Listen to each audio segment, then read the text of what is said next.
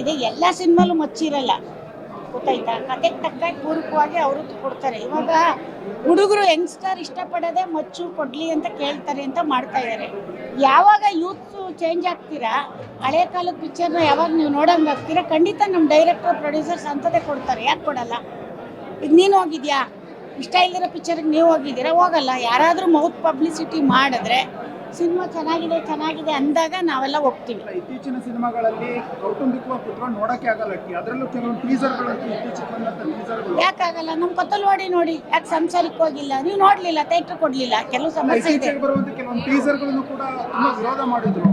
ಯಾಕ್ರಿ? ಎಲ್ಲ ಪಿಕ್ಚರ್ ಹಂಗಿರಲ್ಲ ರೀ, ಎಲ್ಲ ಸಿನಿಮಾ ಇದೆ ಅನ್ನೋದು ತಪ್ಪು. ಇವಾಗ ಟೇಸ್ಟಿಗೆ ತಕ್ಕಾಗಿ ಮುದ್ದೆ ರೊಟ್ಟಿನೇ ತಿನ್ನಲ್ಲ, ಎಲ್ಲ ಸ್ವಲ್ಪ ಚೇಂಜಸ್ ಬೇಕು. ಆದರೆ ಅವ್ರು ಹೇಳಿದ್ದು ಫುಲ್ ಅದನ್ನೇ ಮಾಡಬೇಡಿ. ಎಲ್ಲಿದೆ ಅಶ್ಲೀಲತೆ? ಎಲ್ಲಿದೆ? ಎಲ್ಲ ತೋರಿಸಿಯಪ್ಪ, ಯಾವ ಪಿಕ್ಚರ್ ಹೇಳಿಯಪ್ಪ ಇಂಥದ್ದು ಅಂತ ಹೇಳಿ ನಾನು ಹೇಳ್ತೀನಿ. ಟ್ಯಾಕ್ಸಿಕ್ಕೂ ಇನ್ನೂ ಥಿಯೇಟ್ರಿಗೆ ಬಂದಿಲ್ಲ.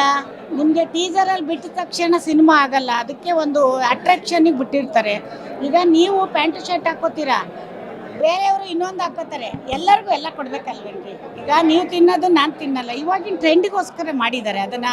ಹಂಗೆ ಅಂದ್ಬಿಟ್ಟು ಬರೀ ಎಷ್ಟು ಪಿಕ್ಚರ್ ಯಾವುದ್ರಲ್ಲಿ ತೋರಿಸಿದ್ದೀರಾ ವಲ್ಗರಿಟಿನ? ಇಷ್ಟು ಪಿಕ್ಚರಲ್ಲಿ ಯಾವ್ದಾದ್ರು ಇದೆಯಾ? ನೀವು ಥಿಯೇಟ್ರಿಗೆ ಹೋಗಿ ಸಿನಿಮಾ ನೋಡಿದ್ದೀರಾ?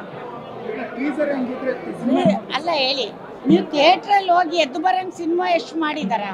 ಇಲ್ಲ ಅಲ್ವಾ? ಟೀಸರು ಸಿನಿಮಾ ಅಲ್ಲ, ಒಂದು ಅರ್ಥ ಮಾಡ್ಕೊಳ್ಳಿ. ಈಗ ನಾನು ಹೇಳೋದು, ನಿಮ್ಗೆ ಇನ್ವಿಟೇಷನ್ ಆಗುತ್ತೆ, ಊಟ ಅಲ್ಲ ಅದು. ಮದುವೆ ಮನೆ ಕರೀತಾರೆ, ಮದುವೆ ಮನೇಲಿ ಊಟ ಮಾಡಿ ತಾಳಿ ಕಟ್ಟು ಬಂದರೆ ಅದು ಮದುವೆ. ಅರ್ಥ ಮಾಡ್ಕೊಳ್ಳಿ. ಅದನ್ನಂತ ನಿಮ್ಮ ಸಿನಿಮಾನ ಫಾರಿನ್ನವ್ರು ನೋಡ್ತಾರಾ? ಫಾರಿನ್ಗೂ ಸಿನಿಮಾ ಮಾಡಬೇಕು ಅಂದಾಗ ನಾವು ಎಲ್ಲ ಥರನೂ ಮಾಡಬೇಕಾಗುತ್ತಲ್ವ? ಅವ್ರು ಹೇಳಿದ್ದು 100% ಕರ್ನಾಟಕದ ಜನ ಅದನ್ನು ಇಷ್ಟಪಡಲ್ಲ.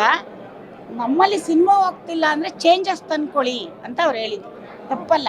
ದೊಡ್ಡ ಸಿನಿಮಾಗಳು ತುಂಬಾ ಟೈಮ್ ತಗೊಳುತ್ತೆ ಅನ್ನುವಂತ ಒಂದು ಚರ್ಚೆ ಆಗ್ತಾ ಇದೆ, ಬೇಗ ಆಗ್ಬೇಕು ಅಂತ. ಇನ್ನೊಂದು ಕಡೆ content versus big budget cinema ಅಂತ ಒಂದು ಆಗ್ತಿದೆ.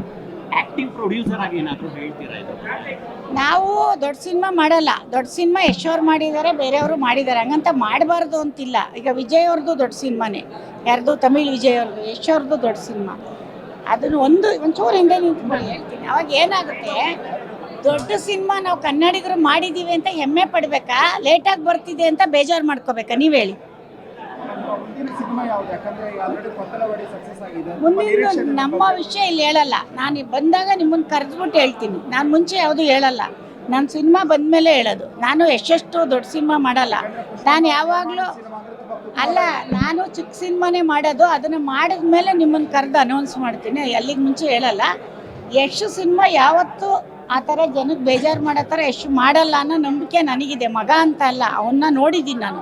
ಅವನು ಆ ಥರ ಯಾವತ್ತೂ ಜನಕ್ಕೆ, ಅವನ ಅಭಿಮಾನಿಗಳಿಗೋಸ್ಕರನೇ ಬದುಕಿರೋದು. ಅಪ್ಪ ಅಮ್ಮಂಗೂ ಮಾಡಲ್ಲ ಅವನು, ಇನ್ಯಾರು ಅಕ್ಕಪಕ್ಕ ಸ್ನೇಹಿತರಿಗೂ ಮಾಡಲ್ಲ. ಅವ್ನು ಮಾಡೋದೇ ಸಿನಿಮಾ ಅಭಿಮಾನಿಗಳಿಗೆ. ನಾನು ಚಿಕ್ಕ ವಯಸ್ಸಿಂದ ಅವನ್ನ ನೋಡಿದ್ದೀನಿ. ನಿಮಗೆ ಒಂದು ನಂಬಿಕೆ ಇರಲಿ ಯಶ್ ಮೇಲೆ. ನಾನು ಹೇಳೋದು ಮಗ ಅಂತ ಅಲ್ಲ, ಅವನು ನಿರ್ಮಾಪಕರ ಮೇಲೆ ದುಡ್ಡು ಹಾಕಿಸ್ಬೇಕಾದ್ರೆ ಅದೆಲ್ಲ ಥಿಂಕ್ ಮಾಡಿ ಹಾಕಿಸ್ತಾನೆ. ಒಂದು ನಂಬಿಕೆ ಇಡಿ, ಹೇಳಿಕೆ ಮಾತಿಗೆ ಎಂಟಿ ಬಿಡಬಾರ್ದು ನೀವು. ನಿಮ್ಮ ಸ್ವಂತ